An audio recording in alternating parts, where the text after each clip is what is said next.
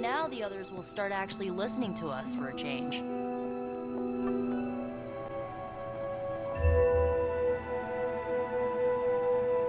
Yay! You pulled off the impossible mission again, surprising nobody at all. Still reading Wanda's grimoire, I see? Yeah? Why? You got an opinion about it?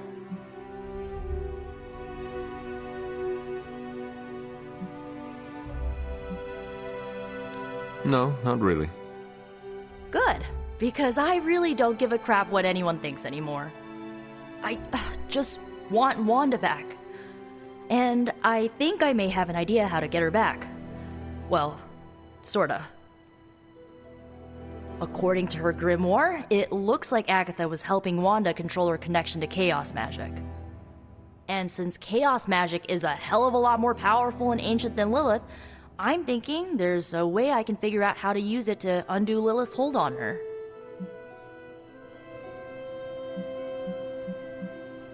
Chaos magic is the darkest and most treacherous magic you can play with. It is said to come from Chthon himself. If you are planning on dabbling in it, you will need my help. You're not, like, afraid of messing with hardcore Elder God magic and inventing a potentially dangerous new spell? I am dangerous. Okay, Danger. You can help me by not telling Caretaker what I'm up to. She doesn't believe Lilith corruption can be undone and will totally try and stop me. She lacks your imagination. She lacks more than that. Well, if we're really gonna try this, I've got a lot of reading to do to try and figure this out. And I shall keep your secrets. Mum's the word, Hunt.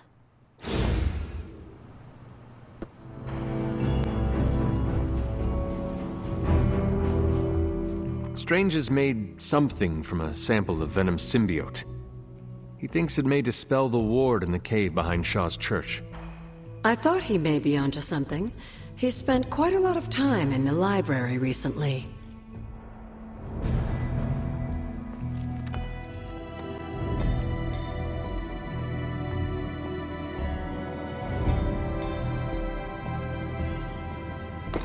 This is a distillate from the Venom symbiote.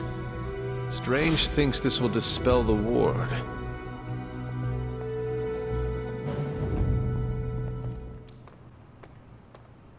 I bet you've heard nothing but ringing Venom's Liberty Bell jokes. Hunter. Coming to book club tonight?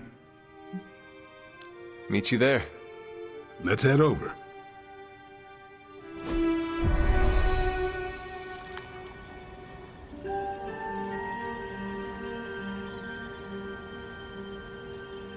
I like this book, but I can't explain why. Maybe I'll figure it out as we discuss it. I should not be this nervous about what you all thought of the book. Even the best translations from Kree lose subtext. Everyone's in a mood to mingle. Go ahead. We can start whenever. I'm good if you are. I am ready. Carol, this was your book, so you can start. I'll throw it back to you. What did you think of the book? I had a rough time with it. You didn't like it? Didn't say that. At first I spent more time referencing the glossary than reading the book. Sounds familiar. What changed? I noticed a kind of rhythm to the words. I began to see them as lyrics to a song. All that dry talk faded and it finally came together. The lyrics made it feel much bigger than a chapter on Kree farming implements.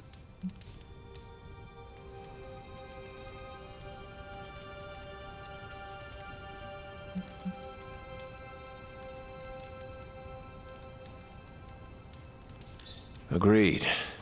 As though there was a song behind the words. Nice. Unless it was disco. You're lucky you missed out on that decade. But yeah, you know what I'm talking about. Once I caught on, I kept reading and didn't rely on the glossary. I picked everything up from context. That's when I realized none of this was about farming. I'm surprised how much stuck with me, despite some concepts being legit alien to me. Agreed. For me, the rhythm wasn't lyrics. It was more like the book was written to a cadence. That's why I had you read it on your Spark. The mnemonic lexicon won't work with a hard copy. The what now? An ancient Cree technique. It helps you remember texts that would otherwise be considered...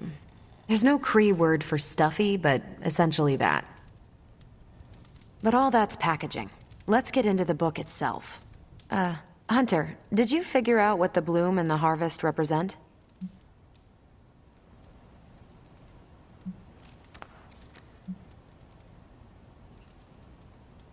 The bloom is poorly defended territory behind enemy lines.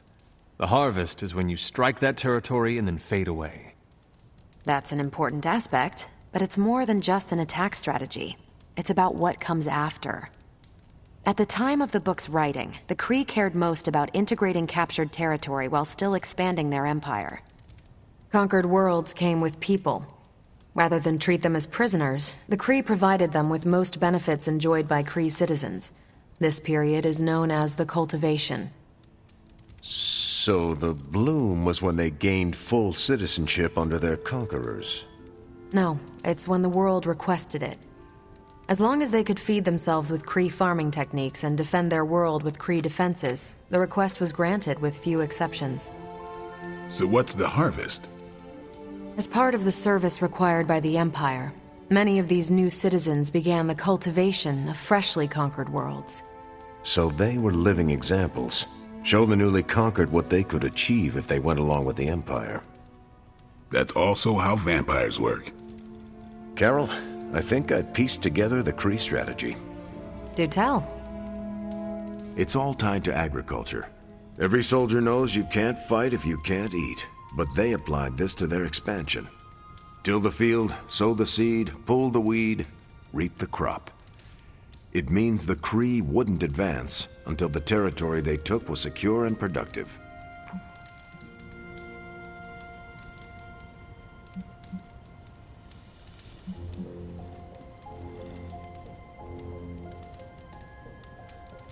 If your enemy knows how you will act, they can prepare. Certainly, for other spacefaring empires. But most worlds had no idea the Kree existed until the invasion was underway. But the Kree expansion had momentum.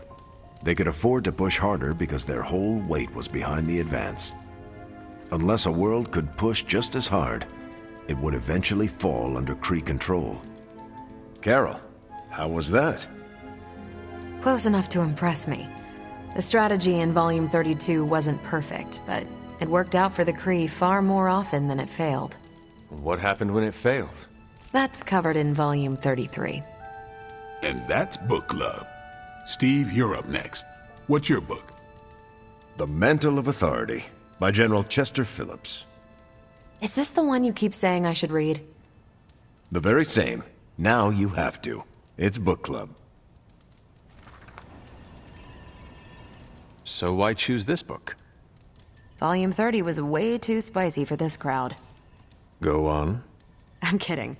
It's relevant to what we're facing today. Hydra, the Lilin, your mom, they seem to have the upper hand all over the world.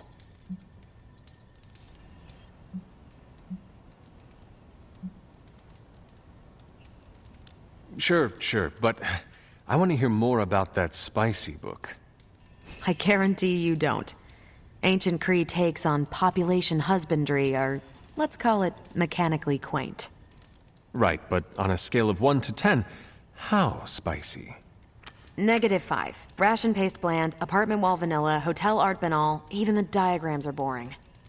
How so? It's all geometric shapes. Until I realized they were representational, I was extremely confused about Kree biology. Let's just say that I can never look at an octagon the way I used to. I hope you enjoy the book I chose. Why do you say that? It's about people who weren't around until after your death. But I'm sure you'll figure out the context.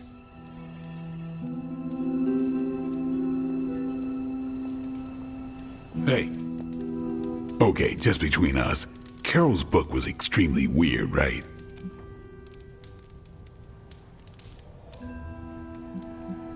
I learned a thing or two. What, how to grow turnips on the moon? That is harsh. I didn't think it was that bad.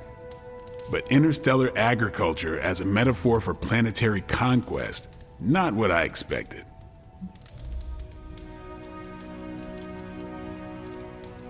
You should be honest with Carol. I'm always honest with Carol. But if I tell her it was a weird book, I'll sound like I don't know much about her adopted culture.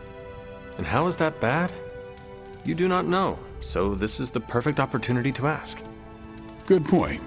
All right, I'll do it. Thanks, Hunter. Good luck. You headed out? I should leave. Righteous.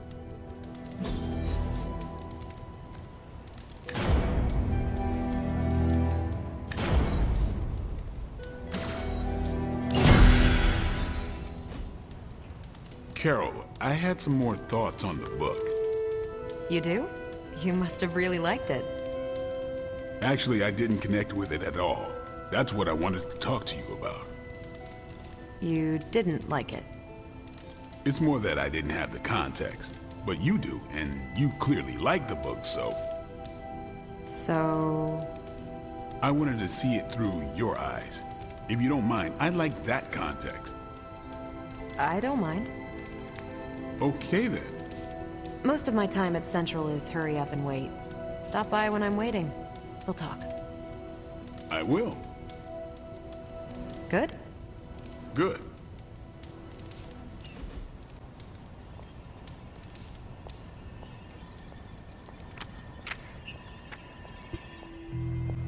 The doctor crafted a strange brew that might bring down the ward. Maybe he learned something new while snooping around in my library. If nothing else, he knows about you, Agatha. That you are helping me. He's a very perceptive man. Perhaps it's for the best. There's no sense in worrying about it now, at any rate. Let's see if you can banish this ward. The doctor came up with something, but I am not so sure. Try Strange's concoction on the ward.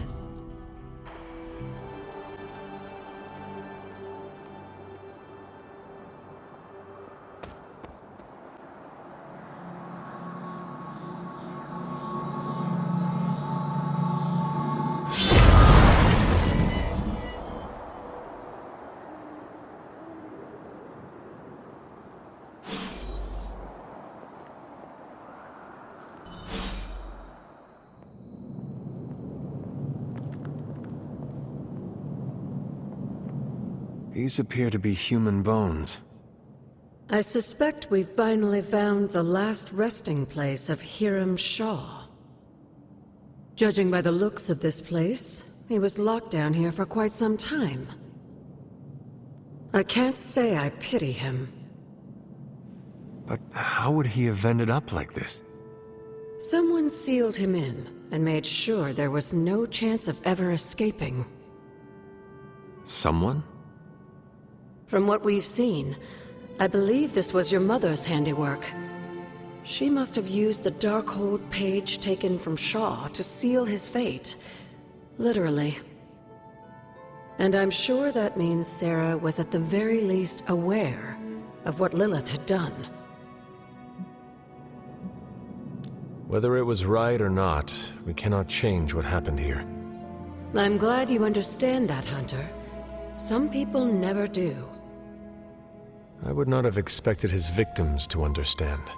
I can only imagine how angry Lilith and Sarah were when they finally arrived in Salem. In some ways, locking Shaw down here almost seems merciful. I do not see the moon seal here. You're right. I don't sense its power here either. Perhaps Shaw's study deserves a closer look. There must be something we've missed.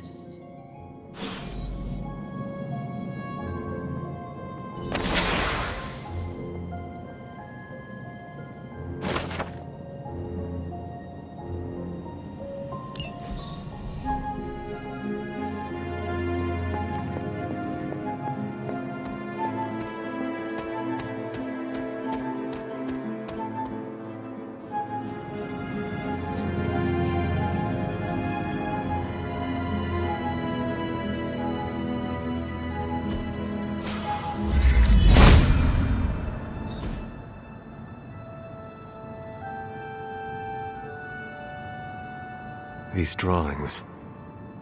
They're witch warrens, places where a witch might hide using magical means. Judging from the detail he put into these, Shaw must have studied the warrens for a long time before making his move. He tortured them there. Yes, I suspect so. Why? The witches wouldn't give up the Moon Seal. Our gift doomed the Salem Coven to an unimaginable fate. These drawings may yet be useful. I will bring them back to the library for further study. Meet me there tomorrow night.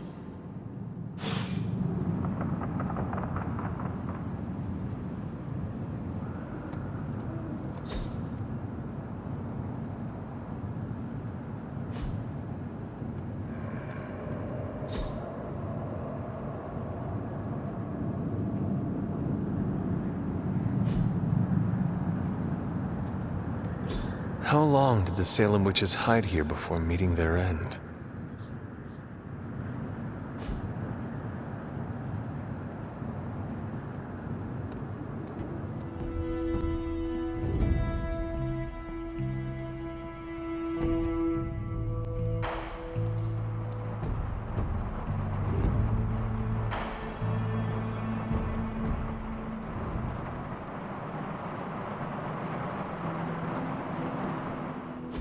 You wanted to speak, Carol?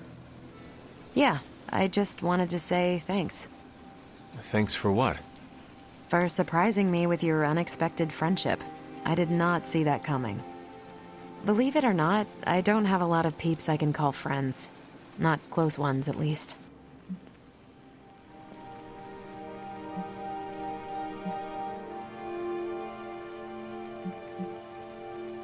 Being as exceptional and powerful as you are comes with a price. And that price is often loneliness. Yeah, sure. I've heard that cliche a million times. It's lonely at the top, right? But I didn't choose to be this awesome. It was kind of thrust upon me. Like that high school vampire slayer in that show Nico made me binge watch with her. No, that character had a group of close friends who helped and supported her. See? Even the Slayer has more of a social life than me. I'm glad you're here, Hunter. I feel like you get just how heavy all that extra baggage can be when it comes to having crazy freaking superpowers.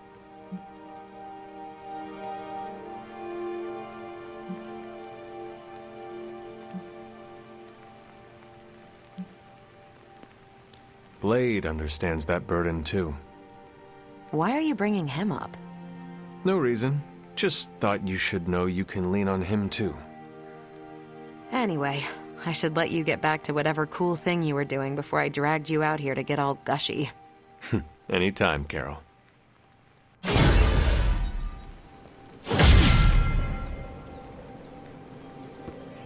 Hunter, let's catch up.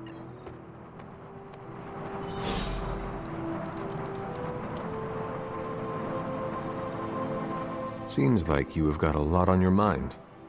You could say that. Do you need to share? I always wanted to be good at my job, but now I think it's possible to be so good you're actually terrible. Explain. Okay, I really wanted to show off how I could get a sample of Venom's symbiote, right? And you did. Right! Yay me! But in getting it, I left poor Eddie trapped under a heap of rubble.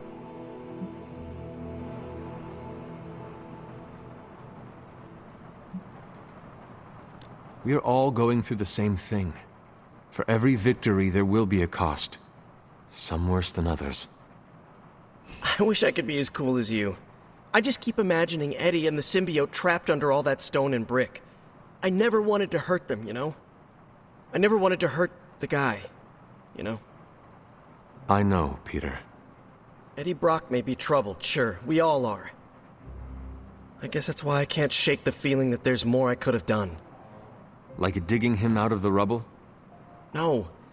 I mean helping him turn his life around. The way real heroes are supposed to.